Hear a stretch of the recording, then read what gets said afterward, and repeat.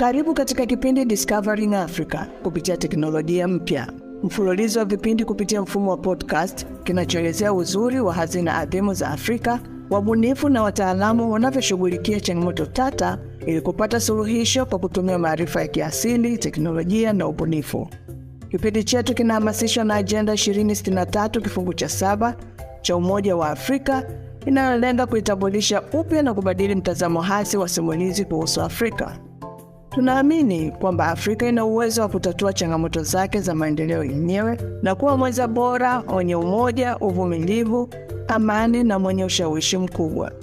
Jiunge nasi katika kupitia mabadiliko ya kiteknolojia yanayotarajiwa barani Afrika, ukiwa nami msimulizi wako Razia Platini Mwanga, na uweze kujifunza mengi kutoka kwa wataalamu wanaoshawishi mabadiliko barani Afrika.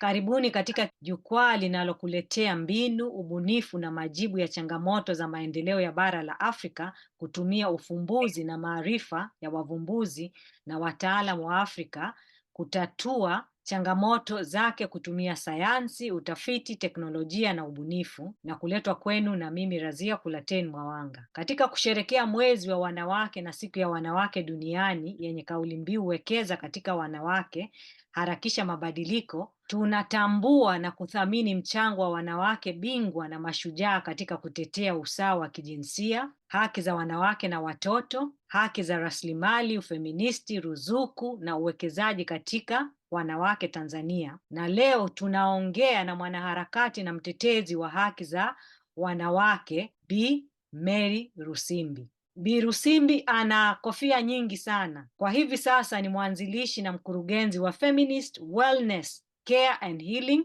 ni mmoja wa waanzilishi na mkurugenzi wa mtandao wa kijinsia Tanzania, Tanzania Gender Networking Program TGNP. Pia ni mbunifu na mwanzilishi wa mfuko pekee wa ruzuku kwa wanawake Tanzania ambao ni Tanzania Women Fund, na kwa hivi sasa inajulikana kama Women Fund Tanzania Trust, mfuko wa kwanza wa kifeministi wa kitaifa wa ruzuku wenye ajenda ya kuwekeza katika rasilimali kwa wanawake, wasichana na haki za watoto, mkurugenzi wa bodi ya Women Fund Trust, mwanzilishi wa tamasha la jinsia Tanzania, shujaa wa kuanzisha baraza la katiba la wanawake, bajeti za kijinsia, haki za rasilimali kwa wanawake, kuongeza nafasi za wanawake katika uongozi, kuweka kumbukumbu za historia ya wanawake mashujaa katika harakati ya usawa wa kijinsia Tanzania. Huwezi kuongea chochote kuhusu masuala ya jinsia na harakati za ukombozi wa mwanamke Tanzania bila kumtaja dada Mary Rusimbi. Karibu sana kwenye kipindi dada Mary Rusimbi. Asante sana dada Radhia. Kwanza nikupongeze wewe na wanawake wote wa Afrika na ulimwenguni kwa kweli, kwa kuwa tumepata tena muda katika huu mwezi wa Machi kujitafakari, kujisherekea, lakini zaidi kusema tunataka nini zaidi ili tuendeleze wanawake. Nashukuru kwa kunitambulisha. Naona kweli unanifahamu, nashukuru sana, na mengine mengi Radhia tumefanya nawe pamoja ukiwa mwenzetu hapa nchini wakati huo katika shughuli mbalimbali za kutetea haki za wanawake, wasichana na watoto na hata wanyonge, wananchi wanyonge. Kwenye filosofia yangu nayo wanawake wengi, lakini kwa kuwa leo naongelewa mimi, katika filosofia yangu ya kwa nini ulijiunga na hivyo vikundi vyote ulivyovitaja au kazi zote, ni kwa sababu kusema ukweli inawiana sana na mada ya mwaka huu, wekeza kwa wanawake. Na hapa simaanishi wekeza tu kiuchumi, ili taifa liende mbele, ili ulimwengu uende mbele. Hiyo ni imani yangu kubwa kwamba wanawake particularly wana uwezo mkubwa, wana contribution, mchango mkubwa wa kufanya kwenye taifa lolote, lakini pia kwenye majumbani kwao na kwenye jamii. Na hivyo tusipowekeza huko, kuwekeza kwanza kwa kuwatambua na kutambua nguvu zao, lakini kutambua zaidi kwamba wana haki kama wananchi wengine kupata resources au rasilimali za taifa. Ndio maana nilifanya kazi kidogo kwenye masuala ya fahamisha serikali kwamba ni muhimu tuwe na bajeti inayowagusa kuwagusa wanawake na wanaume, lakini pia katika kuwekeza kama binadamu ambao wanaaminika na mchango wao kama nilivyosema unatambulika, lakini zaidi kusema hebu tufanyeni kazi kwa pamoja ili tulete maendeleo ya pamoja. Ukiacha wengine nyuma na unawekeza kwa wachache wenzetu wanaume au wachache wanawake, mara nyingi taifa huwa linakuwa halitumii rasilimali yake kwa ujumla. Kwa hiyo ndio eneo langu, na kwa kweli nilifurahi sana kwamba kwa mwaka huu waligusa kabisa, japo waliweka kwenye uchumi tu, lakini sisi tunasema wekeza kwa mwanamke kisiasa, wekeza kwa mwanamke kijamii, wekeza kwa mwanamke. Chochote kile tunachofanya kama taifa au nyumbani, lazima tuwekeze kwa wanawake na wanaume. Asante sana dada Mary, umetueleza kwa undani zaidi na kwa ufasaha. Pengine kwa watu wasiokujua, kwa sababu wengine wamekuja kukujua juzi tu, lakini tunajua kwamba harakati ulizianza zamani. Kwa hivyo hebu tuambie safari yako ya harakati ilianza vipi mpaka leo, na ni nini ambacho huwa kinakuhamasisha, kwa sababu umeanzisha vitu vingi, kila unaanzisha unawaachia wengine, unaanzisha unawaachia wengine. Sawa sawa, ni kweli kabisa, lakini nikijitizama kwa siku hizi na utu uzima wangu, maana nimeretire lakini bado naendelea, niko na wenzangu, nikijitizama naona kama bado nilikuwa nimebahatika kupata niseme mazingira au support ambayo ilinifanya nikaona kwamba kutetea haki kwa ujumla, kutetea haki ni muhimu sana. Mimi nilikuzwa kijijini, mtoto wa kwanza katika watoto 7. Baba anafanya kazi mjini, ni officers wa kiserikali, lakini kwa mila yetu, mimi ni Mpare, lazima mtoto wa kwanza akaishi na bibi mzaa baba, ili aweze kumpa company, inaweza kusema hivyo, yani aweze kukaa naye, asibaki mwenyewe, na wanatumia lugha ya asiachwe akala chakula mwenyewe. Kwa hiyo nilikutana na watoto wenzangu wa baba zangu wakubwa, tuseme cousins kama 6, wote tukawa kwa bibi. Kwa mimi nimesoma huko kijijini tangu la kwanza mpaka la 4. Nafikiri hiyo ilikuwa opportunity na fursa yangu ya kwanza kuona jinsi ambavyo watu walikuwa wanaishi kwa saidiana, wakiheshimiana kule kijijini. Nikiona wakiongea yule ameonewa na lazima tufanye 1 2 3, nikapata pia nguvu ya kuishi na bibi, sababu alikuwa single, babu alishafariki siku nyingi, alishafanya kitu kikubwa ambacho ni cha kulea yeye na wanawake wenzie. Kwa hiyo nilipata ka exposure, bado niko mdogo, naanza kutambua haki, na nilipenda sana jamii ilivyokuwa imekuwa organized zaidi, kwa kutokuwa na class kubwa, yani matabaka makubwa, na hapo tu si kati ya ke na me, yani mke na mme, lakini kati ya hata wanavijiji walivyojiorganize. Kwa hiyo nafikiri zile ingredients, ile mwanzo kukua na socializiwa na culture kama ile, utamaduni wa vile, ilinisaidia kuonaona maonevu na kutokubali maonevu, na nilikuwa bado mdogo. Lakini kumbuka kwamba mimi nilibahatika, watu wa umri wangu wengi tulisoma chini ya filosofia ya Mwalimu Nyerere, rais wetu wa kwanza wa Tanzania. Lakini kwa wale ambao walikuwa wamfahamu, kwa ujumla tu alikuwa na elimu na filosofia ya maisha ambayo ilikuwa ya kulinganisha watu na kuamini kwamba wananchi wote wana haki. Sasa anaposema wananchi wote wana haki, ni maanake ni wanawake na wanaume, na ile filosofia kwa kweli ilitukuza vizuri. Nimesoma na chini ya hiyo mtazamo kama huo la kwanza mpaka chuo kikuu, degree yangu ya kwanza. Kwa hiyo unaweza kuona nilivyoanza kuona. Kwa Kiingereza ilikuwa all humans are equal, na alijaribu sana bila ya yeye Mwalimu Nyerere kujua kwamba anafanya kitu ambacho labda tungekiita siku hizi cha kifeminia. Yeye akatuweka wanawake na wanaume sawa, japo mifumo ya utamaduni bado ilikuwa inatuvuta. Wakasomeshwa, wakapelekwa kazini, tukaonyeshwa vitu kama vile sisi na wanaume tumelingana. Nafikiri pale niliingiza nguvu sana ya uelewa wa kwamba mwanamke is also a human being kama mwanamume. Kwa hiyo na tukaanza kuona mifumo kandamizi inavyotunyang'anya fursa mbalimbali. Lakini nikabahatika pia katika degree yangu ya kwanza nikasomea zaidi mambo ya siku zile community education, walikuwa wanaita adult education. Kwenye miaka ile tulifanya kazi kubwa sana nchini ya kuhakikisha wanawake na wanaume wanajifunza kusoma, hata kama sio kwenda chuo kikuu, lakini wanafundishwa mambo ya jinsi ambavyo awe fundi awe nani. Kwa hiyo ilikuwa mtazamo mkubwa sana kinchi. Kwa mimi nikabahatika kuwa katika wanafunzi tulioanzisha hiyo kozi chuo kikuu ya wanawake na wanaume 15, mimi nikawa mwanamke peke yangu. Na kule nani nako philosophy ya participatory, ya kuona binadamu mwenzako ana uwezo kama wewe, ana akili kama wewe. Yani tulikuwa tunakataa kabisa, tunashika sana filosofia ya Freire, sijui kama unamfahamu, ambaye anaamini kwamba kila binadamu amezaliwa na akili na uwezo, na sisi ndio tunamnyang'anya huo uwezo. Kwa hiyo tukaanza kuona pia wanawake kama wanaoingia kwenye hiyo field ya wanaofundishwa adult education wana matatizo gani kuliko wanaume wenzao. Kwa mfano, tukawa tunapiga kelele sana na kulobi kwamba hiyo shule ya adult education isifanyike jioni sana, kwa sababu mwanamke anatakiwa akapike kwa hiyo vikawa vinanichangamsha, niseme hivyo, vinanichechemua, vinani-conscientize. Lakini baada ya hapo nikakwenda kufundisha adult education wizara ya elimu, kule nako exposure nyingi. Lakini nafikiri fursa ambayo ilijileta zaidi ni kupata kanafasi kadogo kwenye miaka 80 kwenda kusomea masuala ya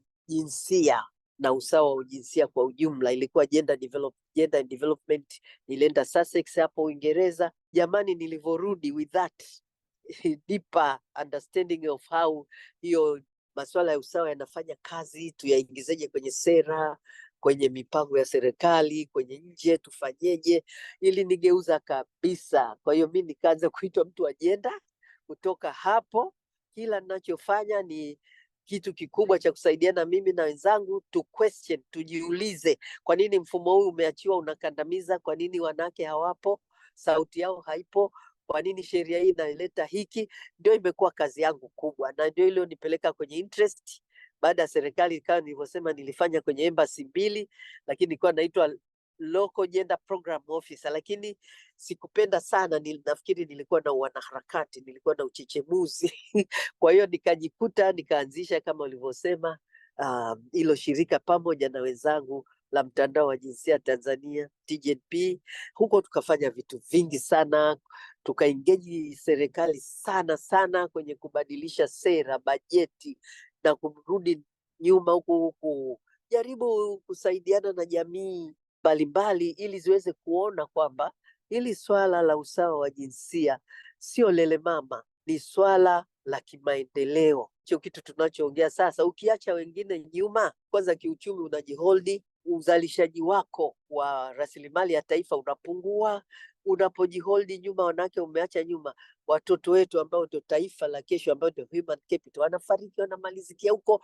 Kwa hiyo tukaingiza hivyo vitu sana, na baada ya kuchoka pale na kusema wenzangu wengine niwaachie, ndio nikaenda huko kwenye Women Fund. Uzoefu niliopata kwamba funding haiendi sana kwenye mashirika ya wanawake, na hasa wanawake wanaopigana huku chini. Ikawa ni ndoto mojawapo ya kwamba ningeweza, na ndio nikaanzisha pamoja na mwenzangu mmoja tu choita Women Fund. Halafu tulianza bila hela, nilikuwa very daring kuanza kitu kinaitwa fund ambayo inatakiwa isustain. Wewe unaanza huna hela. Nakumbuka rafiki yangu mmoja Mwamerika alisema, hebu ondoka huko, wewe una retire unaenda kufanya fundraising kujenga.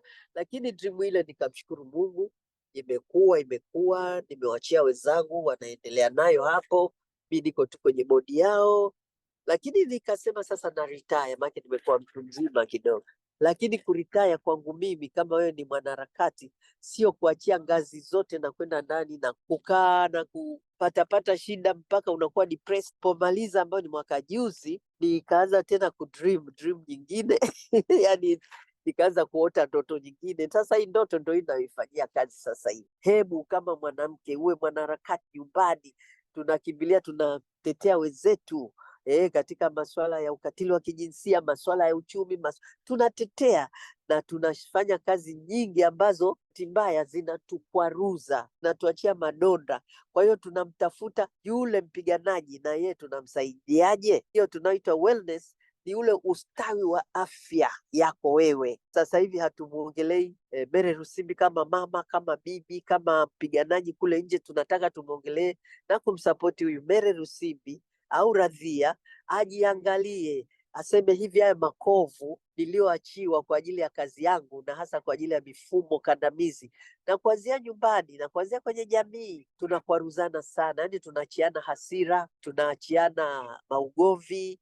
How do we do our work? Iwe ni ya women's movement, iwe ni wewe Radhia kwenye space hiyo ulioko, unafanya kazi na furaha, unafanya kazi ukijitambua, alafu unajikinga kwenye kwenda kumtesa mwingine kwa njia hiyo hiyo. Ndio maana hilo swala la care linatokeza hapo.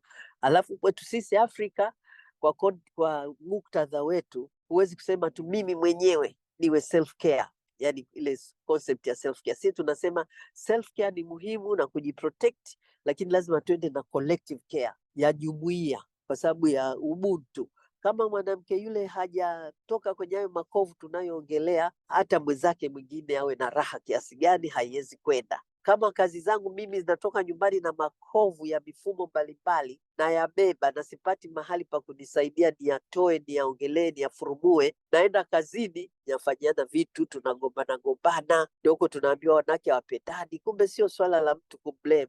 Haya, nikitoka hapo nikienda kwenye mitandao, platform mbalimbali, kama nina bado mikwaruzo, naenda nayo kuipeleka huko. Kwa hiyo tunafurumua mifumo juu, lakini sisi wenyewe hatujifurumui ile mifumo kandamizi. Alafu healing ni wote tunafahamu is about kusema sasa tunajiponyeshaje. Kujiponyesha ndio umuhimu wa center. Hiyo ni moja tu ya idea, lakini ndio umuhimu wa center kama hii tunayoirun kwenye mambo ya kuongelea mental health, emotional health. Tunataka iwe holistic, lakini tuwasaidie pia hata na program zote zingine tulizonazo za coaching, kukutana tu intergenerational, watu waongee, pate muda wa kufumua hiyo mifumo. Unajua, mimi naweza kukukaribisha tukanywa hoteli fulani, tukagonga, tukasema we are so good, we are so happy today, but then unatembea bado na mikwaruzo. How do we bring in feminist analysis, uchambuzi wa kusema hata kama nitauondoa hapa, kama sijaondoa huu mfumo dume huu unaonikandamiza, bado nitakuwa sina ustawi wangu, afya ya moyo, ya roho na vitu vingine haitakuweko. Na sasa niko kwenye ile eneo jipya la healing justice, kama vile unavyosema economic justice, sijui environmental justice na vitu kama hivyo. Umeelezea kwa kirefu sana jinsi ulivyoanza harakati, masuala mazima ya usawa ambayo yamekujengea uwezo mpaka umeweza kuanzisha harakati zote hizi, na katika yote hao uliofanya ni kuharakisha tu kwamba kuhakikisha kwamba kuna usawa katika jamii. Nimependa pia kwamba umeelezea kwamba kutokana na uzoefu wako ulivyofanya hii harakati, umejua changamoto ambazo wanapitia. Kwa hivyo katika program zako zote na katika mashirika yote uliofanya kazi, lengo lako kubwa ilikuwa ni kutibu matatizo ambayo yako katika jamii, sio kutoa tu rasilimali, kutoa na usawa, lakini sasa pia kumponya afya ya moyo na afya ya akili, kwa sababu unapokuwa na vyote viwili, afya yako inakuwa ni nzuri kamili, unaweza ukafanya kazi vizuri. Kauli mbiu ya mwaka huu ni wekeza katika wanawake, harakisha mabadiliko. Je, unaweza kutuambia hali ikoje hivi sasa? Kuna mafanikio gani na changamoto gani katika hali halisi? Kwa kweli ni swali muhimu, na ndio maana nafikiri kila mwaka tukipata hii nafasi, japo haitakiwi mwaka kwa mwaka, ni mahali tunajitafakari. Mimi kwa upande wangu, kwa macho yangu na macho yani huko nilikopitia, nimeshiriki kwenye maadhimisho mengi hapa nchini ya mwaka huu. Nafikiri kuna maeneo ambayo yamefunguka. Nikisema yamefunguka, yametuletea kidogo tija, kwamba hata unapoongea mambo ya haki za wanawake watu wanakusikiliza, na kuna vitendo, hata sera, kuna legal reviews, sheria zimebadilishwa. Naongelea nchini kwangu na hata Afrika nzima, lakini hapa naomba niongelee nchini kwangu ninapopafahamu vizuri zaidi. Kwa hiyo kuna vitu vimebadilika na sekta fulani zimebadilika, lakini bado kuna maeneo ambayo kusema ukweli katika kuchambua na kutizama, tunahitaji yafanyiwe kazi zaidi, sisi wenyewe tukiyapigania na kuwa mbele, lakini serikali zetu, kiongea hata ya kwetu hapa, inatakiwa ichukue jukumu zaidi. Na jukumu hili sio tu ya kusema wao wafanye kila kitu, hapana. Wanaweza wasifanye kila kitu, lakini kama tuseme sheria inaonea hiki kinaonea, basi wao wachukue uongozi, ile accountability ya kwamba hiki lazima tukione. Kwa mfano, najua kama serikali yangu hapa imefanya vitu vingi sana kwenye masuala ya mifumo kandamizi ya kiutamaduni, lakini tunaona bado, kwa mfano, mtoto wa kike ana ule wa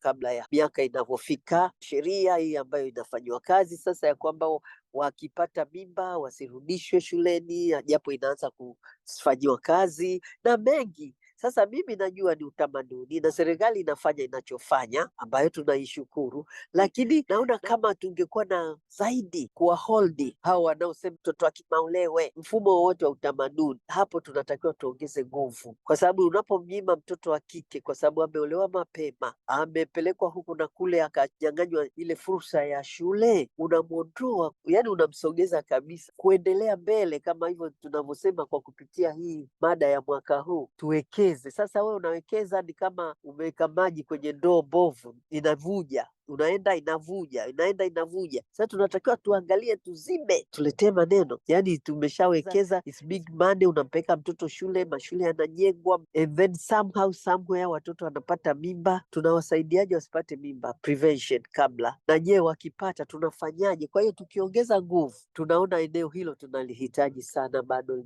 tuliongezee nguvu, na sisi ambao tunajiita wapigania haki, wanaharakati, yani tusiliachie iwe ni kitu tunachofanyia kazi usiku na mchana. Na najua viko vitu vingi hapa, unakuta tunasema tunafanya hiki kinatekelezeka, alafu labda mifumo ya accountability, labda mifumo yetu sisi wenyewe ya follow up na vitu mbalimbali. Tunasema tuna maeneo tumefurahi nayo na tunaendelea kusema yajengewe, lakini pia kuna ile ishu ya tufanye nini zaidi, hasa kwenye swala la rasilimali. Siongelei ardhi, hiyo kidogo tumejitahidi, japo bado kuna mafundo hapa na pale, lakini ile kubwa kabisa ya kusema hivi rasilimali kubwa inamgusa mwanamke hasa maskini, hiyo nafikiri bado tunahitaji tuijengee nguvu zaidi, pamoja na mashirika mbalimbali, effort mbalimbali zinazofanyika na mashirika na serikali inajitahidi, lakini nahisi hapo pia tunahitaji tusimwache mwanamke yeyote nyuma kiuchumi, kwa sababu kwanza yeye ndo mtunza hifadhi ya nyumbani na jamii. Sasa tusipomkamata yeye tukamsupport akawa economically empowered,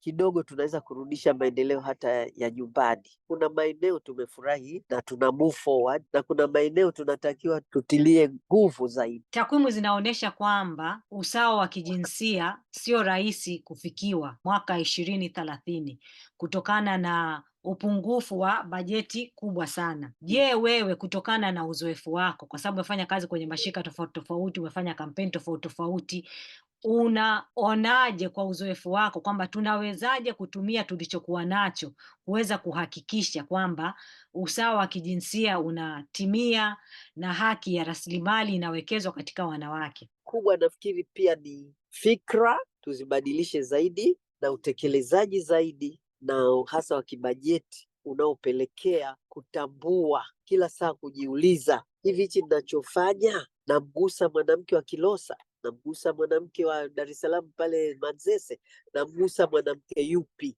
hata kama ni mwanamume na mwanamke yupi, kila saa kujiquestion, alafu na sisi kujaribu kujenga zaidi voice ya wanawake, wao wenyewe wajitetee. Kwa mfano kwenye masuala ya kupelekea rasilimali za kiuchumi zaidi, wanawake wawe sehemu ya planning, ule mchakato wa bajeti ya kijinsia, uchambuzi wa kiuchumi pale kwa kutumia mchakato wa masuala ya bajeti, kisimamia ile kikweli, ikapata all the support ya sisi, na wanawake wana nguvu. Wanasema tumeona kwenye district yetu kwa mfano pamekuja hela kiasi hichi, kwa sababu kuna transparency kwamba hela ngapi zimeenda hapo, na wao wana uelewa mzuri wa kwamba tunahitaji hela ziende zaidi kwenye sekta ambazo wanawake watafaidi. Kwa mfano sekta ya health, sekta ya labda elimu, tusitembee mbali kutafuta kuni na vitu vyote kama hivyo. Kama tungevivalia njuga kikweli, naposema kikweli, vikaongezewa nguvu kwenye sera, kwenye bajeti, na huku wakina mama na wananchi wengine wanauliza kabisa, hela zimeenda wapi? Nani wamepata? Kwa nini wanawake wameachwa nyuma? Nafikiri tungefika mbali kwenye 2030. Mi niliona hata hivyo 2030, jamani, ni mbali, sababu wengine tulishafika kwenye sekta zingine vizuri. Kwa mfano, nachukua nchi ya Tanzania, ilikuwa tayari kwenye upande wa kufikisha wanawake kwenye 50-50. Natumia tu mfano wa wakati huo, jamani, ilikuwa tuko mbali, yani tunaenda tuna move haraka, tushaenda 38 tuna move, na tulikuwa tunafanya big campaign na serikali ilikubali. Kwa wakati wanaangalia katiba kubadilishwa, lilishaingizwa, yani ilikuwa tunaenda. Sasa mimi nilisikitika kidogo niliona kwenye nani za SDG, indicators za SDG ambayo ni process kubwa zaidi ya kimataifa, tukaambiwa yani hiyo iende mpaka 2030. Unajua wakati mwingine inakatisha tamaa. Kwa hiyo tukaona wenzetu hata serikali kidogo wanarudi nyuma, sisi wenyewe tukarudi nyuma 2030, wakati sisi tulishaenda kabisa, tunaenda tuna move. Wakati mwingine tunajisetia hizo mileage achievement too far. Lazima tujiulize why, kwa nini iende mpaka sasa? Wengine wanasema hata 2030 hatutafanya chochote. Sijui kama kwetu hapa, lakini kwa nchi zingine wanaanza kukata tamaa, hivi tutafika hata 2030? Bado sana. Kwa mimi naweza kusema tukiwa na nia 2030 inawezekana, tusipokuwa na nia tunaweza tusiipate. Nimependa mtazamo wako kwamba saa zingine ni vizuri tujipangie sisi wenyewe malengo, tusitegemea watu. Kwa kumalizia, ushauri wako ama neno lolote la mwisho kuhusu kauli mbiu na harakati zetu, tulipotoka, tulipo na tunapokwenda? Hiyo ni swala zuri. Kauli mbiu kubwa kwangu ni tujengee tulipofikia, na tusianze kila siku kama vile vitu vinaanza upya. Kuna michakato katika kila nchi. Nikichukua mfano wa hapa, jamani, sisi tulishakuwa nchi ya pili Afrika kutengeneza bajeti ya mtazamo wa kijinsia, ikaingia ndani ya serikali. Labda tungeongeza nguvu hapo, yaani kwamba yale maeneo ambayo yanafanya kazi, alafu turudi tuangalie yale maeneo machache ambayo hayafanyi kazi, tufanyeje? Ndio sasa tuyavalie njuga. Lakini mengi tushajenga misingi, tujazie kwenye ile misingi. Lakini tunapofanya hivyo, tusikilize sauti ya wanawake, wasichana, watoto na wananchi wanyonge. Yaani tusikimbie tu, tufanye kitu ambacho kinaleta tija zaidi. Asante sana dada Mary, tunashukuru sana kwa ujumbe wako mzuri na maneno yako mazuri ya kututia moyo, kwa sababu tunapoangalia tulipotoka na tunavyosikia taarifa za watu za nyumbani na za nje tunakata tamaa. Lakini nimefurahi kwamba una mtazamo chanya, kwamba unasema kwamba Tanzania tumefanya mambo mengi mazuri, tuna mafanikio na tuna vitu vingi vya kuigwa. Hapo tulipofikia, hiyo target inazidi kutufanya tuweze kukaa chini na kutulia, kupunguza nguvu na kasi ya kufanya mambo. Lakini kama tungejengea pale tulipofikia, tungekwenda kwa spidi ya nguvu zaidi, tungefanikiwa zaidi, na tungekuwa mfano hata wengine kuweza kujifundisha. Na pia ninashukuru kwamba umesema kwamba tumefanya mambo makubwa sana kama nchi. Kwa hivyo mimi ninafarijika kama mwanamke, kwa sababu nilikuwa naangalia na kukata tamaa. Lakini tunaposherekea siku hii, ninatiwa moyo kwamba nyinyi wakongwe mlioanzisha, mnasema kwamba mambo yanafanyika na tuna uwezo, tuna nguvu, tuna akili. Kwa hivyo tujenge kwenye misingi iliyokuwepo na tuwajibike pia, wawajibike hasa serikali na watu binafsi, na pia tuwajumuishe wanawake katika kuweka sauti zao katika masuala ya maamuzi. Asante sana dada Mary. Na mimi nashukuru sana. Mwanzilishi na mkurugenzi wa Feminist Wellness Care and Healing, pia ni mbunifu na mwanzilishi wa Women Fund Tanzania ambayo hivi sasa inaitwa Women Fund Tanzania Trust. Pia ni mwanzilishi wa mtandao wa jinsia Tanzania. Asanteni sana kwa kutusikiliza mpaka wakati mwingine. Ni mimi Razia Kulatein Mwawanga na Discovering Africa Through Technology, nikiwakumbusha kwamba Tanzania tunaweza, wanawake tunaweza. Kwa hivyo tusibweteke, tuwajibike na tuongeze nguvu. Jiunge nasi wakati mwingine tunapoendelea na safari yetu ya Discovering Africa, ukiwa na mtangazaji wako Razia Kulatein Mwawanga.